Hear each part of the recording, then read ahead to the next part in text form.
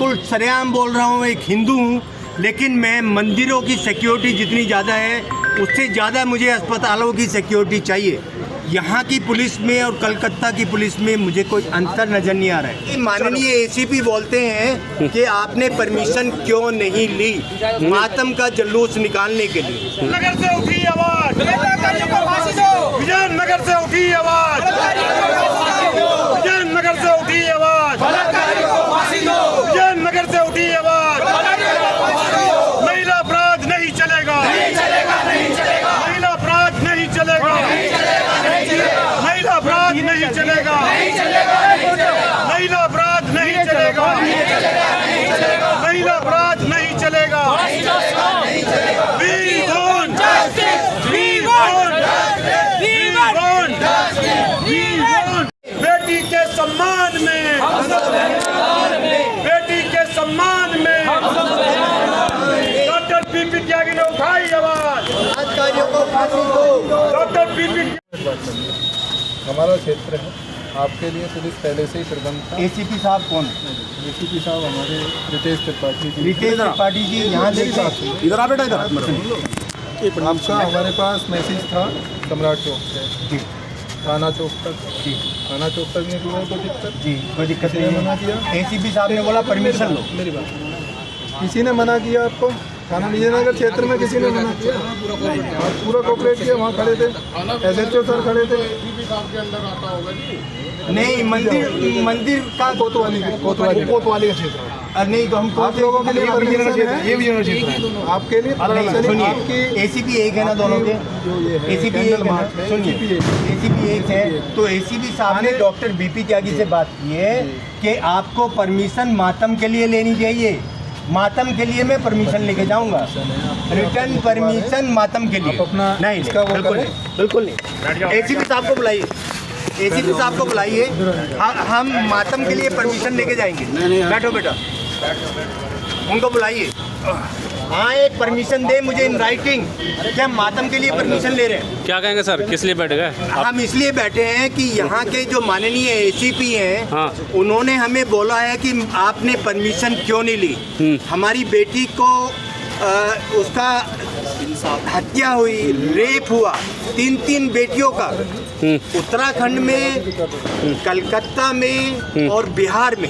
और यहाँ के माननीय एसीपी बोलते हैं कि आपने परमिशन क्यों नहीं ली मातम का जुलूस निकालने के लिए। लेकिन थाना SHO साहब तो कह रहे हैं कि परमिशन दे दी है और मदद भी की आपकी। SHO साहब से मेरी बात नहीं हुई, मेरी बात हुई है एसीपी साहब से।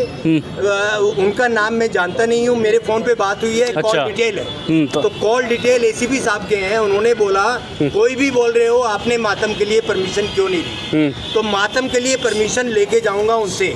अच्छा, यहाँ से हिलूंगा नहीं, भले ही रात हो जाए पूरी। और क्या कहेंगे जिस तरह से लगातार डॉक्टर जो है पूरे देश में सड़कों पर इस टाइम इंसाफ की मांग कर रहे हैं? देखिए, जो हमने देखा है नज़ारा, दुधेश्वर मंदिर पे 50 पुलिसकर्मी हैं। दुधेश्वर मंदिर पे क्या किसी अस्पताल के सामने 2 पुलिसकर्मी देखे? आपने देखे? आप बताइए, किसी ने देखे? अस्पताल के सामने पुलिसकर्मी नहीं है। जिला बदर अस्पताल में घुस के धमकी देके जाते हैं कि गोली मार देंगे। और एक मंदिर की सुरक्षा के लिए, एक मंदिर की सुरक्षा के लिए वो कहते हैं कि वो तो आध्यात्मिक मामला है। आध्यात्मिक मामला है तो बेटी को मरने दें, अपनी सुरक्षा मंदिरों पे लगाएं। तो जो माननीय योगी जी कह रहे हैं कि यहाँ पर कानून व्यवस्था बहुत अच्छी है, 0 टॉलरेंस है, तो ये 0 टॉलरेंस है कि यहाँ अस्पताल में जिला बदर आता है, मारने की धमकी देता है, और एसीपी कह रहे हैं मातम के लिए आप परमिशन लीजिए। जब वो जिला बदर अस्पताल में आके धमकी देके जाता है तब एसीपी कहाँ थे? लेकिन कहते तो हैं कि सबसे सुरक्षित सरकार है बेटियों के लिए ही है। वो देखिए, माननीय योगी जी ऐसा बोलते हैं 0 टॉलरेंस है, लेकिन मुझे हकीकत पता लगी है। मैं मंदिर से यहाँ तक पैदल मार्च करके आया हूँ। अच्छा, मंदिर से यहाँ तक मैंने परमिशन दे।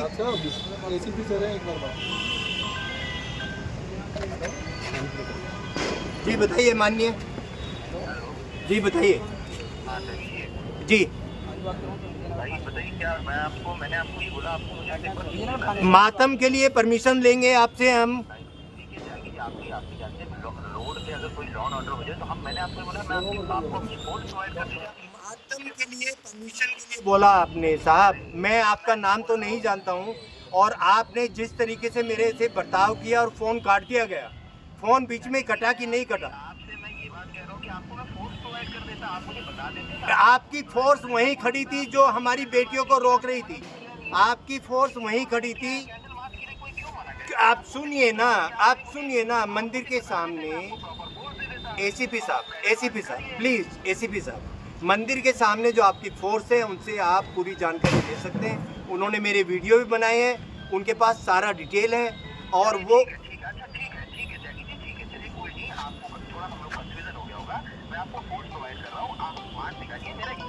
नहीं, मार्च हमारा निकल चुका, मुझे आपकी परमिशन की जरूरत है। ठीक है, आप निकालिए, मैं आपको फोर्स प्रोवाइड कर रहा हूँ, ठीक है, और कोई मैं आपसे कुछ नहीं बोल रहा हूँ। तो आप बोलते हैं मार्च निकालें? अरे मैं आप त्यागी जी, मैं कह रहा हूँ, मैं आप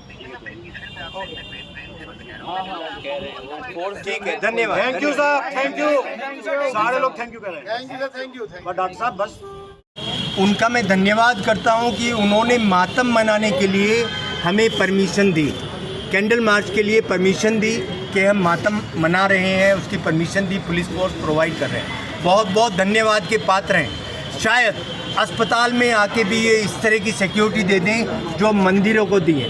मैं बिल्कुल सरेआम बोल रहा हूँ, एक हिंदू हूँ, लेकिन मैं मंदिरों की सिक्योरिटी जितनी ज़्यादा है उससे ज़्यादा मुझे अस्पतालों की सिक्योरिटी चाहिए, और अस्पतालों की सिक्योरिटी अगर नहीं होगी तो मेरी माँ, मेरी बहन, मेरी बेटियाँ इस तरह से रेप होता रहेगा और मरती रहेंगी।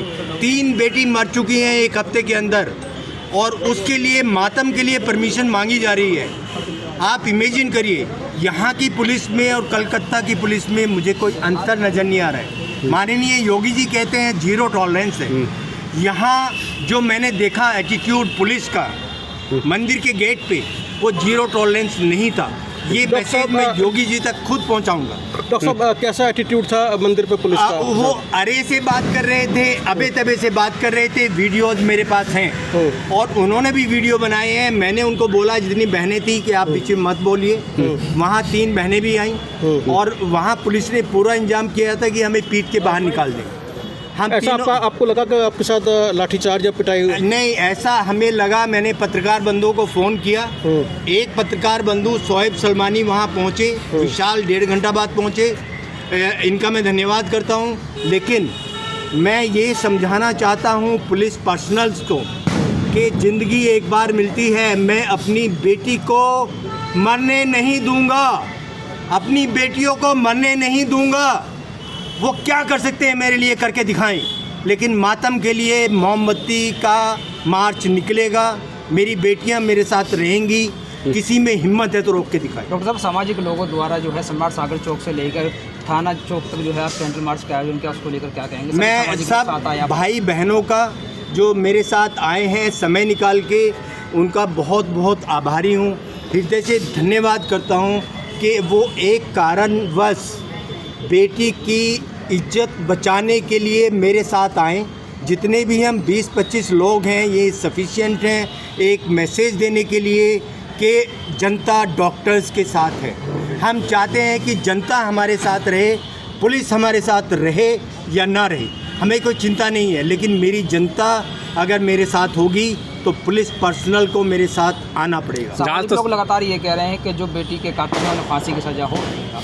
माननीय सुप्रीम कोर्ट ने संज्ञान ले लिया है, वो हियरिंग कर रहे हैं। हम डॉक्टर्स हैं, हम ये नहीं कहना चाहेंगे कि माननीय सुप्रीम कोर्ट से हम ऊपर हैं।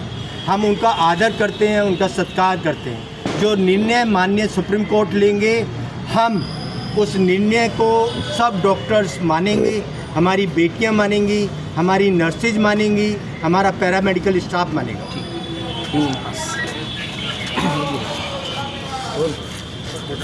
नसीम खान जी, आप सैकड़ों की तादाद में जो है सामाजिक लोगों द्वारा सागर चौक से थाने कैंडल मार्च निकाला गया, लगातार उसमें बाधाएं भी हैं, मगर कैंडल मार्च निकल रहा है, क्या कहना है? देखिए, मैं सबसे पहले तो डॉक्टर बीपी त्यागी जो इस गाजियाबाद की एक बड़ी आवाज़ है और विश्वविख्यात डॉक्टर है, डॉक्टर बीपी त्यागी जी का मैं धन्यवाद अदा करता हूँ विजयनगर के अंदर कि डॉक्टर बीपी त्यागी ने बेटी के लिए आवाज़ उठाई।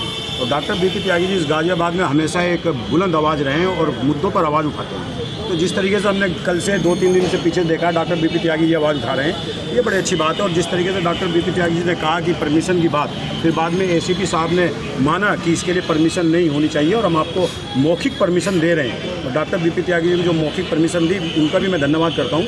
देखिए मैं एक राजनीतिक पार्टी से जुड़ा हूँ और मैं स्पष्ट रूप से आपके बीच में खड़ा होकर के पार्टी गाइडलाइन से अलग हट करके मैं साफ साफ आपसे कह रहा हूँ, प्रदेश तेरा हो या मेरा हो, इसका हो या इसका हो, सरकार किसी की भी हो, अगर बेटी के साथ अपराध हो रहा है, चाहे वो मेरी पार्टी का हो चाहे किसी की पार्टी का हो, हमें रोड पे आना चाहिए। क्योंकि फूल जैसी बेटी मेरे यहाँ भी है, वो भी पढ़ने जाती है, वो भी किसी दरिंदे के हाथ लग जाएगी, फिर मैं देखूंगा कि मेरा नेता की सरकार है, मैं ना बोलूं, फिर मैं चीखूंगा। इसलिए आज ज़रूरत है अभी चीखे। और मैं एक चीज़ देश के लोगों से स्पष्ट रूप से कहना चाहता हूं कि मुद्दों पे वोट दो।